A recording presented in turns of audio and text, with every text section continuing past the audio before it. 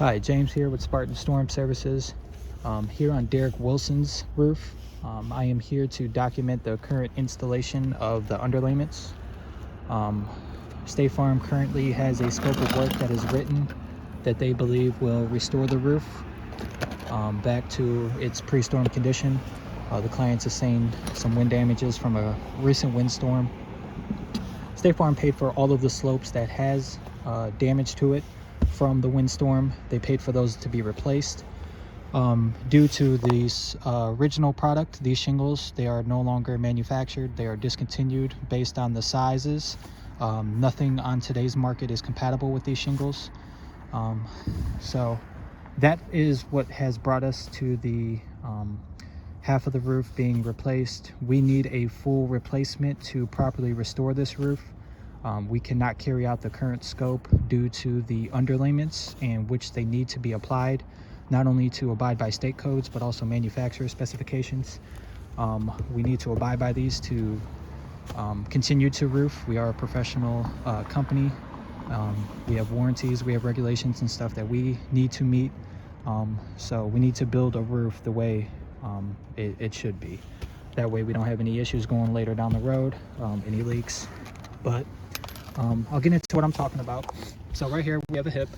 Underlayments, when you have two slopes that meet, your felt, your tar paper, whatever you're using as your underlayment, when you get to a hip, you have to overlap it 4 to 6 inches onto the neighboring slope, and then you have to run the underlayment from that slope 4 to 6 inches back over this way. Reason being, you never want to have a seam on a roof, okay? It's the same reason why we cut shingles the way we do. As you can see, we have a seam here. This is what's called a butt joint. It's where two shingles meet, okay? The next seam isn't right here above it. Why? Moisture is going to fall, get into the seam, roam freely beneath the roof surface. It's staggered. We have staggered cuts, okay? We have a full shingle here, this shingle here, so it covers up these butt joints so that water, when it gets into this seam, it gets underneath, it gets onto this shingle. It doesn't get underneath and onto the underlayment. That would happen if this seam was right here. Now we have two seams, water gets down, well now we have felt. But since we staggered them, which is the way it's supposed to be, this water gets into the seam, it hits this shingle, okay? Same for the underlayment, okay? We have the underlayment, it doesn't stop and butt up right here, creating a seam. Why? This is a shingle. A shingle, we have wind-driven rain that gets up underneath shingles. We have ice buildup, we have snow.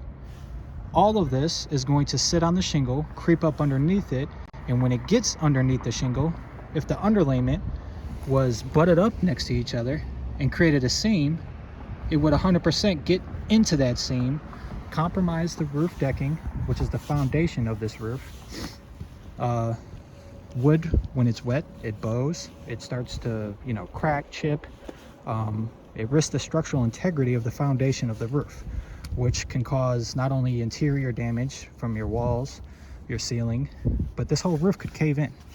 I mean, we have a couple tons. This is what, over a 40 square roof. I mean, we're talking 4 to 6 tons of roofing material that is sitting on wood. So we need to make sure that when we do these slopes and we do this roof, that the wood is protected so that the folks that are inhibiting this roof or this property are also protected. Okay, this is construction. This is a very serious business here. Okay, look at the underlayment. Do we see a seam here? No.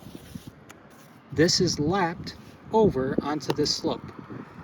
This underlayment from this slope is back over here, 4 to 6 inches underneath. So as you can see, this underlayment is going over the hip, and this underlayment is coming back. It's lapped. So when we do this tear off, if we're tearing off the underlayment, not only is it going to tear off this slopes, the one that's not paid for yet, it's going to tear off that slope's underlayment because it's on this slope, because they did it correctly when they first installed this roof. They overlapped it. It's going to tear off that underlayment. But when we reapply our underlayment, we can't do so unless we remove these shingles next to this hip. We can't do it unless we remove those shingles. We can't apply the felt on top of the shingles. We know that's not right. So we have to remove these shingles, overlap our underlayment, which is how it's currently installed. We have manufacturer specifications. We have Ohio code that is saying that this needs to be done. The Avon building inspector also said it needs to be done. That's how it's currently installed. So that's the way we're going to do it.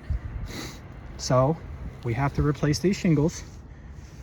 In any other circumstance, what I would do is I would supplement for additional shingles, maybe 2 to 3 bundles for this slope. I mean, throughout the roof, I'd probably have to call for maybe an additional square or 2 of shingles. But like I said before, the reason why we have half the roof approved already is this current shingle that is installed is discontinued. It's not compatible with any products available in today's market based on the size. These have a 5-inch exposure, 36 inches in length. Shingles today have a 5 5/8 exposure, and they are 37.5 inches long. The size differences make them non-compatible. So that was the reason for my video today. You know, I know I sent all of this into State Farm, but seeing it in real live action, explaining things, why they need to be done the way they need to be done, I think you know, paints the picture better than just submitting random codes to you. So I hope this video helped. Please contact me with any questions, any comments, any concerns. I'm gonna go up and fix this area, and thank you for your time.